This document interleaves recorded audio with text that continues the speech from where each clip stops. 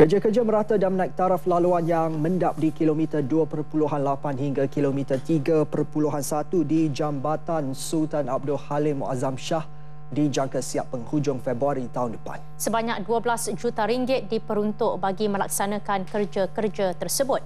Pengarah Urusan Jambatan Kedua Sendirian Berhad JKSB, Datuk Muhammad Asyari Alias berkata, kerja-kerja tersebut yang memasuki fasa kedua berlaku sedikit kelewatan dari 2 bulan tempoh sebenar berikutan faktor operasi dan cuaca. Mendapan yang berlaku di laluan menghala ke Batu Kawan dikenali sebagai Pile Embankment atau PE7 itu menghubungkan lebuh raya dengan jambatan berkenaan. Sebelum ni ada kawasan yang paya. Kalau diikutkan, kalau musim yang kita ada sekarang ni, dulu sentiasa berair. Dan di sini tempat di mana kerbau banyaknya dia. Tempat di mana dia suka duduk lah.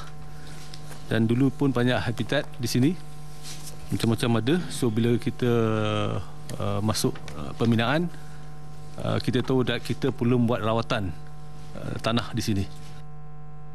JKSB melalui kontraktor yang dilantik menggunakan kaedah Expanded Polystyrene Foam EPS yang lebih kuat berbanding kaedah konvensional dengan menambak tanah. Walaupun begitu, masalah tersebut tidak menjejaskan jumlah pengguna jambatan berkenaan. Jumlah trafik yang direkod meningkat daripada 14,700 sehari awal tahun dan kini kepada 16,000 pengguna sehari.